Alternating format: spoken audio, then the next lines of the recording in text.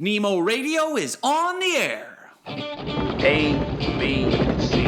A, always B, B, C, closing. Always be closing. Always be closing. Surely you can't be serious. I am serious. And don't call me Shirley. Put that coffee down. Coffee's for closers only. Come after me! I'm a man! I'm 40! Hey, it's John Nemo. Welcome back to another episode of Nemo Radio. I can't believe the audacity of this person. They pitched me in my LinkedIn inbox. I'm laughing because if you use LinkedIn at all, you know that one-on-one messages on LinkedIn, at least in the world that I play in, and I run a LinkedIn lead generation agency, so this is what we do all day, every day. But it's so noisy now. There's so much pitching and spam and selling, and it's harder than ever to stand out from the crowd. At the same time, I was really playing around on LinkedIn this week, all the new features, all the different things you could do on the platform. You've got LinkedIn audio events and LinkedIn live video events and, status updates and articles and groups and, this and this and this and creator mode and this mode and that mode. And, I'm playing with it all because some of the stuff can work well. But at the end of the day, what I'm really seeing is that still above all else, what rules the day on LinkedIn is one-on-one messages. That is still the single fastest, best, easiest, and most effective way to generate leads, to get people to consume your content, watch your webinar, listen to your podcast, get on a sales call, whatever it is. However, doing that well is the trick, right? So I'm just going to read to you because this was a pitch, and there's so many problems with it, but also it had a couple interesting nuggets in it that we can learn from, and it's really a good illustration of what's going on today.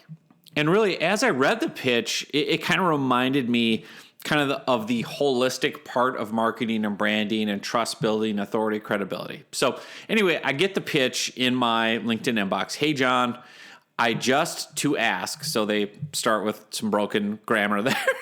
I just to ask if you'd be able to handle 27 to 75 appointments with clients of your niche this month. Now that's an interesting open line, right? It catches your attention because it's a random number. I'd like to ask if you would be able to handle 27 to 75 appointments with clients of your niche this month. Now, part two, they're going to claim authority. We are doing this with 7 agencies / coaches this month. So they're saying, hey, we're already doing it. We use, and I don't know what this is, the APTS strategy. And I Googled it and it was like apartment strategy. I don't know what it is, right? So again, think about your client and your prospect. Will they know what that is? Right? That's a mistake I see a lot of people make is if they're all in on stuff. Like the example I immediately think of with this analogy is Profit First. When I meet somebody who has read the book Profit First, or they are a Profit First certified consultant or coach, man, they're all in. They talk with all the Profit First acronyms. They're so excited. And then they think, okay, now I'm going to go on LinkedIn and say, hey, Profit First, Profit First, Profit First to all these prospects who have never heard of the book, don't know what it means. It means not, it doesn't mean anything to them. There's no value attached. Whereas if you're a super fan of Mike Michalowicz, the guy that wrote Profit First, oh man, you hear Profit First and you light up, right? But again, you can't assume your prospect knows what the heck you're talking about. So that's the same here we use the APTS strategy. I don't know what that is, right? That doesn't get me excited at all. But then they go on to find your dream clients, and then we reach out to them with our marketing team to build trust and rapport, okay, before scheduling a call directly to your calendar. We do this, and this is the part I like, they say we do this organically without bots or automation, only 100% human powered. And then they pull a Chris Voss and they do kind of a Jedi mind trick question. Here's the last question. Would you be against hearing how we can do this for you? Right? Because obviously they want me to answer no. Well, no, I wouldn't be against it. That's not a terrible idea, right? That's a great little nugget right there. And I've seen other people write it. Josh Braun, a sales trainer, would it be a horrible idea to see if this works for you? And they're saying, would you be against, right? Would you be against hearing how we can do this for you? It's a great line because it's putting me in control, yes or no, right? And then they can't resist. They say, reply with a quick yes if you'd like to discuss it over a quick call. And then the grammar, there's no period or anything at the end. So a couple of quick things, right? Your prospects are evaluating all of this with attention to detail, right? So the grammatical error, I just to ask, and then at the end, there's not a period. So it's like, well, if you're going to be marketing on my behalf to my types of prospects, what's your attention to detail? Now, the other thing too in this is I immediately went and looked at the person's LinkedIn profile, right? Because you can obviously see who sent the message. And lo and behold, it's basically a blank profile with what looks like a stock photo. Come on, man. Right? And it's basically the name of a person. And all they have on their profile, headline, I help coaches and entrepreneurs scale to $100,000 plus months organically through appointment setting. Okay. And then under activity, they haven't posted anything. Under skills, Facebook marketing, social media marketing, and stat. I don't know what stat is. They're not putting LinkedIn marketing in there, even though they're approaching me on LinkedIn. Interests, Health Coach Institute and health coaches. And they literally have no experience, no resume, no companies, nothing. So it's basically a blank profile. So again, so message, like enough to make me click on the profile. But again, look at the holistic branding part of this. Am I really going to hop on a call with a person who looks like they have a fake LinkedIn profile with no details? Right? Remember, everyone is skeptical. This message is intriguing, right? Because you're claiming incredible results and you're claiming authority and you're claiming you have this system and you're claiming you'll do all the work and deliver me warmed up, hyper qualified leads, right? In volume. So that part is appealing. But again, where's the flip side of authority, credibility, proof, etc.? And none of that is existing on the profile. So of course, I'm not going to like risk being on a call with them because who the heck are they, right? So again, that's that piece of it where, again, I see so much of this on LinkedIn with one-on-one messaging where, again, it's all about, the ask and the marketing talk and like, hey, I can get you this, I can get you this, I can get you this. But you've got to back that up with a couple of key things. One is you have to be a real person. You have to be verifiable. You have to, be able to, I should be able to look at your profile and see company name, client testimonials, where you've worked, where you've, been featured by media outlets if you have, other things, other social proof authority markers, right? And there's none of that in this case. So you're thinking, well, this is probably a scam, right? The other key thing too is you can't just claim the authority, demonstrate it. And that's what I've really found works with the one-on-one LinkedIn messages that I do for myself and for our clients is you've got to have something to offer them that will demonstrate your expertise. Literally no one wants to hop on a quick call with you. Like I'll just flat out right now, nobody wants to get on a call with you. Nobody has time. The only people that want to hop on a call with you don't have any money and aren't working. That's it, right? And that's what drives me bonkers when people say, well, I'm going to go with this lead generation agency because they're promising me 27 to 72 calls booked per month. And it's like, yeah, but what about the quality of the leads, right? Are they people that are your exact ideal target? Are they warmed up? Are they excited? Do they even know who you are? Or is it just some random person they found who's in his mom's basement, right? Because a lot of that is time wasting. So it's interesting. You have to really put all these different pieces together. And I think one of the key things I found that works well with LinkedIn messages is, again, I'll kind of go through the 4-part formula. I've developed this years ago, and it's still my best performing template. No matter what else I try, no matter what else I do, this is a simple, short, sweet one-on-one message template that seems to work better than anything else I've ever figured out.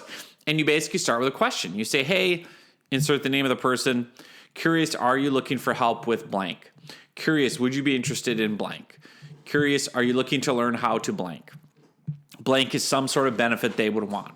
So in my case, if I reverse the pitch that I got and say I'm a coach or an agency wanting leads, hey John, just curious, are you looking for more clients for your agency? Hey Sally, are you looking for more coaching clients? Hey Sally, would you be interested in knowing how you can land more coaching clients with LinkedIn? Right? That's part one, is you have to qualify them, and are they even interested in the topic? Because if they say no, then why are you wasting your time marketing to them? For example, people will write back to that question to me. I'll say, hey, just curious, Joe, Joe Business Coach, are you looking to use LinkedIn at all to land clients? And people reply, no, I'm retired. Or no, I just, I have more business than I can handle, plus referrals, I'm good.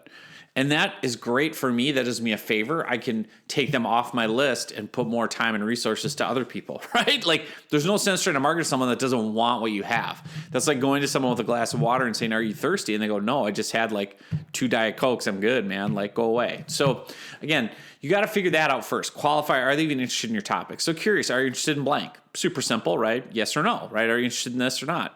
And then the second part is then you offer something of value. And you say, the reason I ask is, or the reason I bring it up is, I actually have a great free blank. I have a great free training, webinar, podcast, ebook, blog post, whatever it is on how to get that benefit. So, hey, just curious, Joe, are you looking to, use LinkedIn to get more coaching clients? The reason I ask is I actually put together a free ebook sharing all my best tips on how business coaches can land new clients with LinkedIn. So that's part 2, is you're offering something of value that will demonstrate your expertise. Notice I'm not claiming in here, hey, Joe, would you like 27 new calls a month with pre-qualified coaching candidate clients? No, right? Like, demonstrate the expertise first. Then that's part 2, is like you offer something of value. Part 3 is you ask permission. You don't just spam them with a link. You say, if you'd like to check it out, just reply yes or a thumbs up emoji and I can send it your way. All right, just reply yes or thumbs up and I can send it your way. And then the final line is, and if you're not interested, no worries. So you take the pressure off. So part 3 is, so part 1, you ask if they're interested. Part 2, you offer something of value. Part 3, you ask permission. Do you even want it? If so, reply yes. Part 4, you take off the pressure. And if you're not interested, no big deal, right? Because you want to be able to go back to that person later on with a different topic, a different asset, a different piece of content, a different question. They're not going to get mad at you. Be like, no, I'm not interested in that. Like, I don't need leads. Oh, okay. Well, maybe a month from now you come back and go, hey, just curious, you're looking for any tips on branding? Well, actually, yeah, we were thinking about a rebrand and feel like we got kind of stale during COVID and we want to, look at maybe doing a new logo. What are you thinking? Like, see, that's why you want to stay in front of them, right? So that's still the template that works better than anything. And then once they reply yes, then you deliver to them the free whatever it is, right? The webinar, the video, the podcast, the blog, whatever. And then you follow up with them on LinkedIn. And you basically say, awesome, either if you have an email funnel set up, you can take their email off of LinkedIn, opt them into your email funnel, which will deliver the content, plus follow-up emails and tagging and CRM features. If you don't have a whole big email funnel, that's fine too. Just deliver the content straight in the message. Here's a link to the video, or I've attached the ebook to this LinkedIn message. However you get the content to them, just get it to them. And then basically have a little spreadsheet on Google Sheets that says, okay, I delivered the content to this person on October 3rd. Now I'm going to wait 2 days and follow up October 5th and say, hey, Sally, so excited to hear your thoughts on the ebook. Have you had a chance to look at it yet? If not, how do I bump it up to the top of your reading list? LOL, right? Like a fun kind of follow-up. And then they say, oh, no, actually, I haven't had a chance to even open it yet. I'm hoping to get to it this weekend. Then you make a note in your spreadsheet, follow up Monday. So then Monday comes, you go, hey, hope you had an awesome weekend, Sally. I bet you spent it with a glass of wine reading my ebook on LinkedIn lead generation. LOL, right? Like, again, see how I'm putting human conversational tone into these follow-ups as opposed to just copy, paste. Sally says, oh, actually, that's really funny. Yes, I did actually get into it. I thought it was really good. Then what you say is, oh, cool. What did you find most helpful or useful? Keep the conversation going. Pull out of them what they found helpful. Oh, I really like the part about how you approach one-on-one messaging in the template.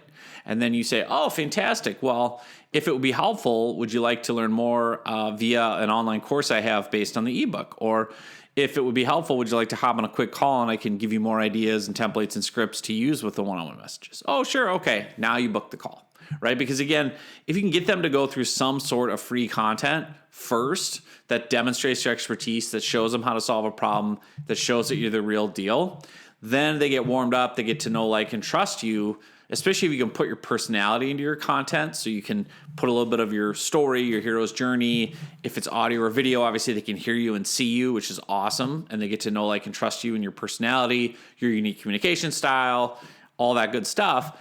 That makes it much easier than long-term to close those sales. As opposed to, hey, I'm promising you all these crazy numbers, which sound amazing, but I have a blank LinkedIn profile and typos, right? Like, who are you going to believe more? And that's the big thing I've learned that I was really frustrating at first was I do have all this credibility and social proof, and so do so many of my clients. And if you look at my profile, hey, yeah, featured in the New York Times, featured in Inc. magazine. Here's a testimonial from, a business coach who made $100,000. Here's a testimonial from a business coach who made $50,000 with us. I have all these social proof markers featured here, featured here, featured here.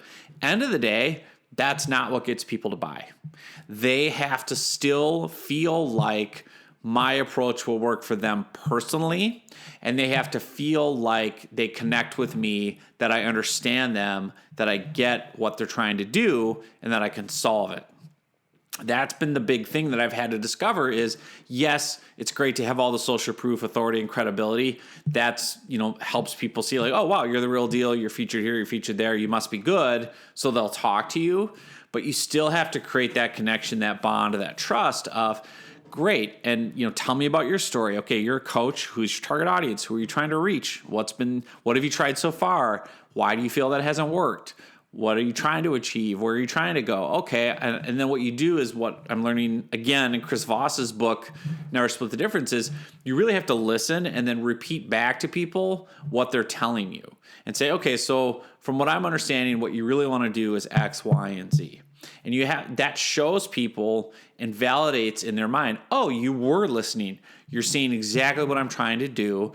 And you're telling me that A, B, and C so far are holding you back. Does that sound correct? And what that does is then people feel validated and listened to, and they feel like they get you. And Chris Voss talks about the two sweetest words in a negotiation are when the other person says to you, that's right. That's right. You got it. Yep, that's exactly right. Yes, that's exactly right. That's exactly what I'm struggling with. Once they say that, they are connected to you, and they feel like, okay, cool, you get me. You get what I'm trying to do. Now let's see how you can help me. And that's really where the nuance of all of this goes. And again, it starts with a simple LinkedIn message, but you're not even going to get to that call and all that trust building if you don't do the message the right way. And then if you don't have kind of the online presence to at least look credible enough for people to even say yes. And again, with the pitch I got, they're immediately trying to go to a call, right? Which is ridiculous. Now, I was just live chatting with a LinkedIn Riches student of mine today, actually, Stan. I can't remember your last name, Stan. Sorry, but he's an illustrator for children's books. And he bought my LinkedIn Riches online course, and he's been getting clients and gigs for illustrations, doing illustrations for kids' books and other, I don't know if it's not cartoons necessarily, but like children's animation stuff. And I'm like, oh yeah, what have you been doing? He goes, well, I connect with people. First, he has a client-facing profile, right? Children's books, designer, illustrator, whatever. And then he connects with people, and then he offers them a free PDF with some examples of his work and kind of some tips if they are looking to illustrate anything. So then basically they're always like, well, yeah, send over. I'd be curious. Like, yeah, I'll see your PDF. Like, what have you done? Or what ideas do you have? Yeah, I'm a children's book publisher, or I'm a this or that. And he'll send us stuff, and it's like they instantly can see, oh, cool. He's demonstrating expertise. He's showing me illustrations and designs he's done, and he's demonstrating some expertise with the strategy behind them and how they apply to the different books. So what he's doing is he's just sending over some PDFs, and then he follows up with people and goes, hey, what did you think? Yeah, this is really cool. Actually, we have a project coming up in November. Maybe we should talk. Boom, lead, right? He's closed 2 sales that way already. So again, even if you're not doing the typical content model, you can still show people what you're doing, right? So if it's more of a product or a visual, like, hey, we do website design. Would it be a horrible idea for me to just send you links to a couple of cool sites we recently did, just in case you're curious of, and you could frame it in just in case you're curious of what we're finding works best for, high converting business coach websites. Right. So again, that's where the riches are in the niches, and knowing your audience and knowing what your audience cares about. If you're a web designer and you're marketing to a niche audience, you're going to say, well, who have we done websites for lately? Oh, we've done a bunch for business coaches.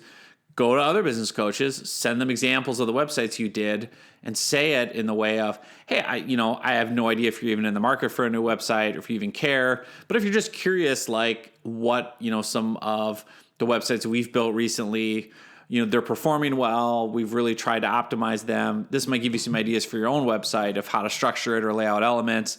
Should I send over a few links just so you can check them out and get some ideas? People are going to say, sure. Right. Well, yeah, I'm always curious. Like, it's about me. It's about my industry. You're saying these are the best performing websites. I'll take a look. Yeah. All of a sudden you're on their radar.